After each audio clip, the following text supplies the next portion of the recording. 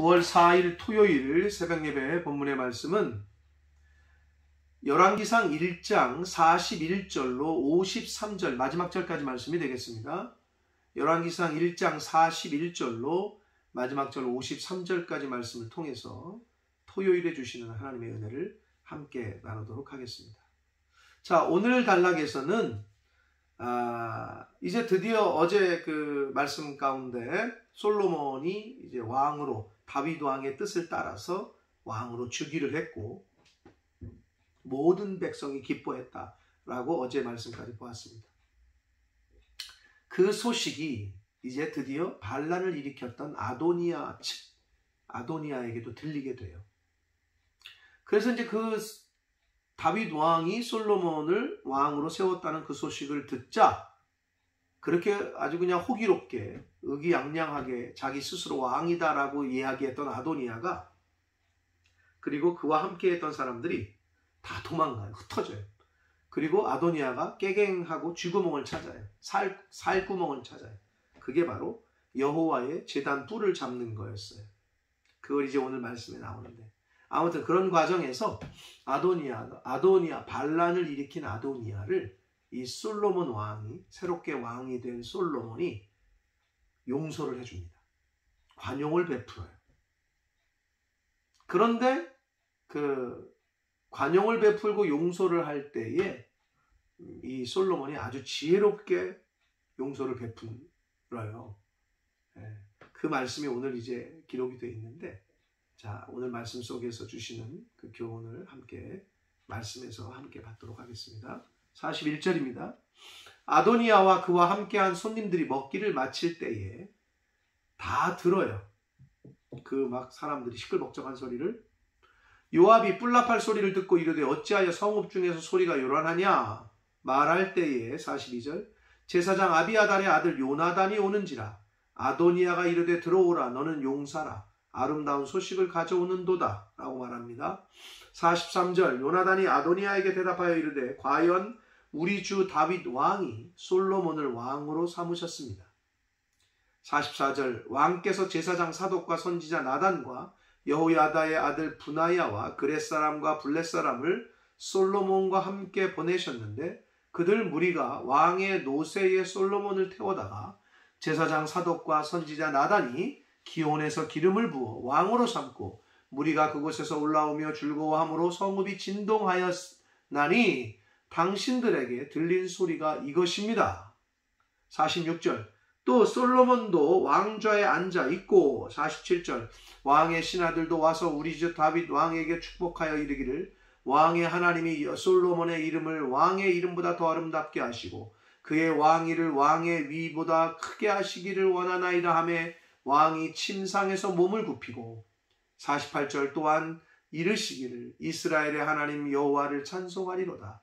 여호와께서 오늘 내 왕위에 앉을 자를 주사 내 눈으로 보게 하셨도다 하셨나이다 라고 경과되어진 일을 보고를 해요.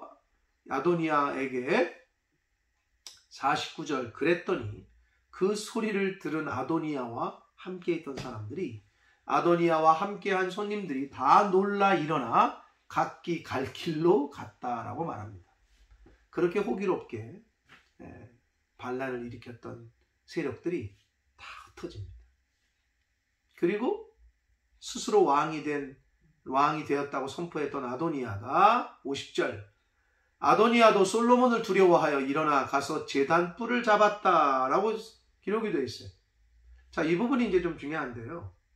도망가면 어디다 숨지 왜 제단 뿔을 잡았다는 게 뭔지 이렇게 생각이 되실 텐데 이거는 당시의 제단 뿔, 즉 하나님의 그 제사를 드리는 제단에 이렇게 내구탱이에 뿔이 있었는데 그 뿔을 잡는다라는 이 의미는 죄진 사람이 도피성으로 들어가는 것과 같은 의미를 갖고 있어요. 지금 무슨 말이냐? 죄인이 그 뿔을 잡으면 죽음을 면할 수 있다라는 생각을 갖고 있었고 또 그런 문화가 있었던 거예요. 함부로 못 죽이는. 즉 뿔은 하나님의 힘과 능력을 상징하기 때문에 그 약자나 억울한 자나 그 죄진 사람이 이 뿔을 잡으면 하나님의 힘과 능력으로 자신이 구원받을 수 있다라고 기대를 하는 문화가 있었단 말이에요.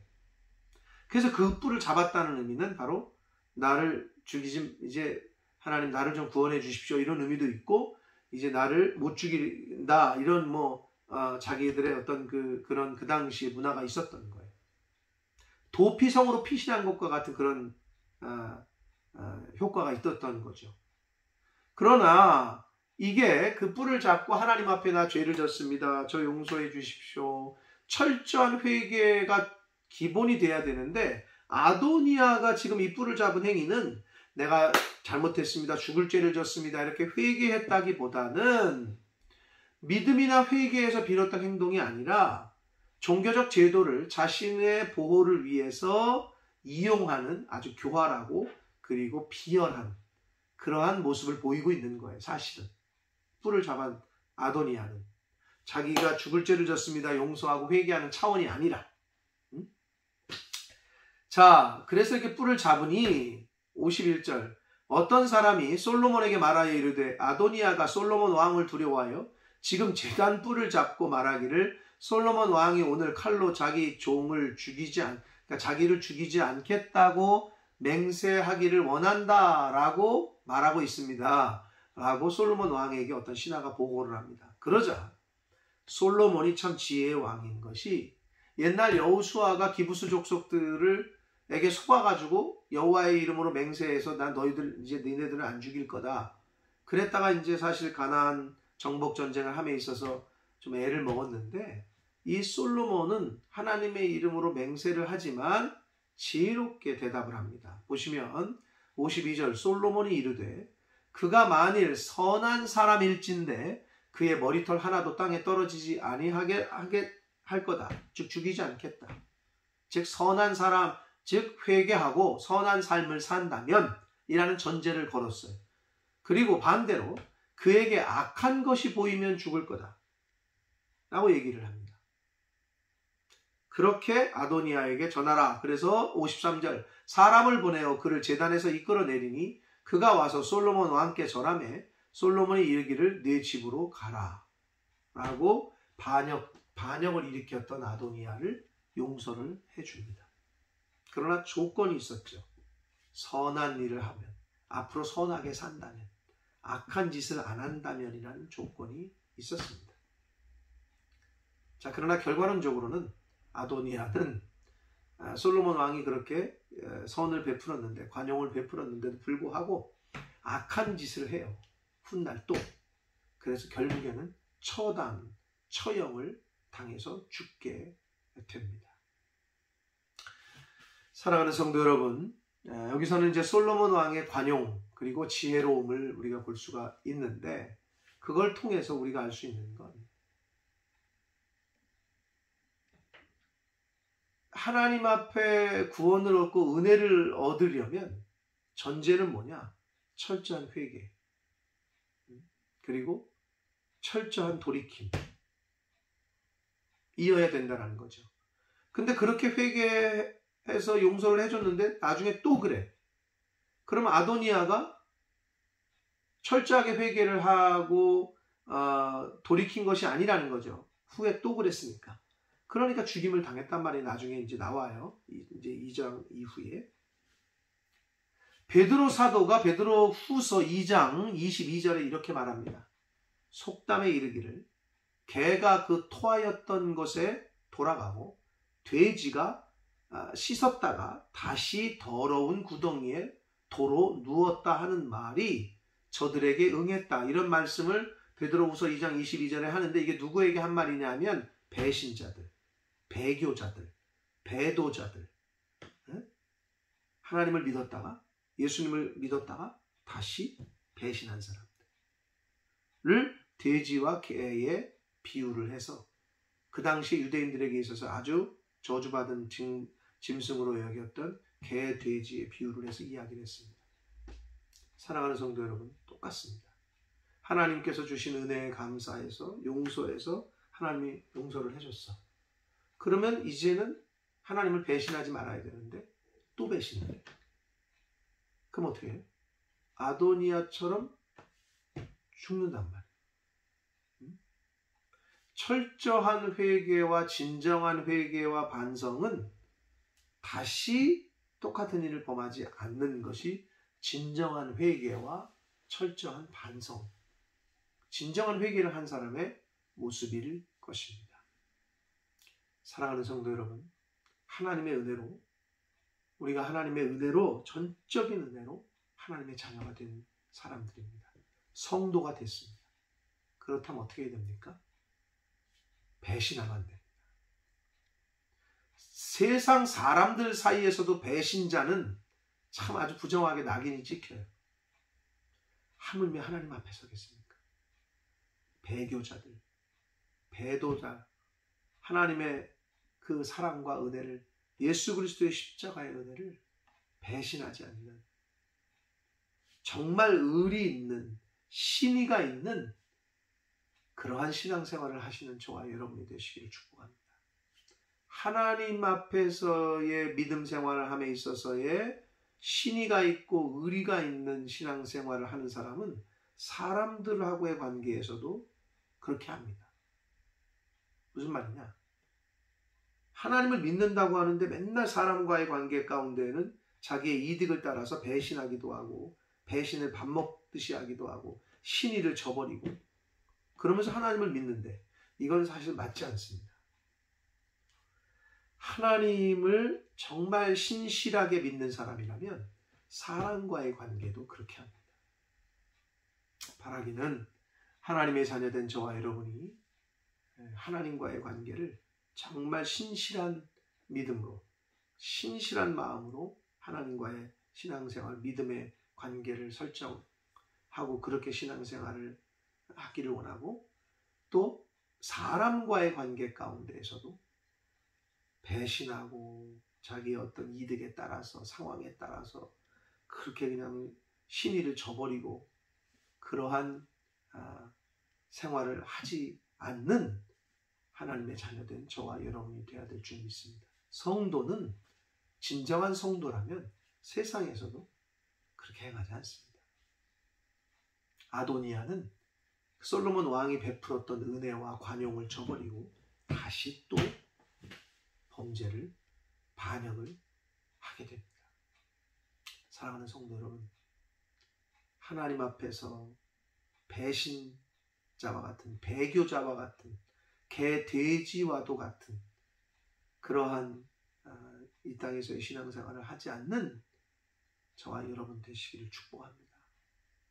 하나님과의 관계 가운데서 아주 신실하게, 신실한 믿음을 가지고 하나님과의 관계를 맺는 신앙생활을 하기를 원하고, 이 세상에서도 다른 사람들의 관계 가운데 신실하고 의리 있게 그렇게 신앙생활을 하시는 저와 여러분 되시기를 예수 그리스도 이름으로 축복합니다. 기도하겠습니다. 살아계신 하나님 아버지, 오늘도 새날 주시고 생명 주시고 하나님의 말씀을 전하고 들음으로 하루를 시작하게 해주셔서 감사합니다. 아버지 하나님, 하나님께서 은혜 주셔서 오늘도 살아있고, 하나님께서 은혜 주셔서 새날을 맞이했고, 하나님께서 은혜 주셔서 말씀도 전하고 들을 수 있고 묵상할 수 있게 하신 줄 믿습니다. 아버지, 그 하나님의 전적인 은혜로 살아가는 저희들이 그 하나님의 은혜를 저버리는 그러한 배은망덕한 신앙생활을 하지 않는, 이 땅에서의 생활을 그렇게 하나님의 주신 은혜를 배신하고 하나님이 베푸신 그 은혜와 사랑을 잊고 생활하는 저희들 되지 아니하도록 주님 은혜 내려 주옵소서. 솔로몬 왕이 반역자 아도니아에게 은혜를 베풀고 관용을 베풀었으나 아도니아는 다시 죄를 짓고 반란을 일으켰다가 결국은 처형을 당하게 됩니다. 아버지, 하나님께서 베푸신 은혜와 사랑을 기억하며 그 하나님의 베푸신 은혜와 사랑에 신실하게 반응하고 하나님을 신실하게 섬기는 저희들 될 수 있도록 또한 이 세상에 살아갈 때 크리스찬으로서, 성도로서 사람과의 관계도 자기의 이익에 따라서 배신하고 배반하고 바뀌고 하는 것이 아니라 신실하게 사람과의 관계를 해나가고 의리 있게 신실한 모습을 사람들에게도 보일 수 있는 그러한 신앙생활, 사회생활하는 하나님의 자녀된 성도된 저희들 되도록 주여 은혜 내려 주옵소서. 예수 그리스도 이름으로 축복하며 기도 올리옵나이다. 아멘.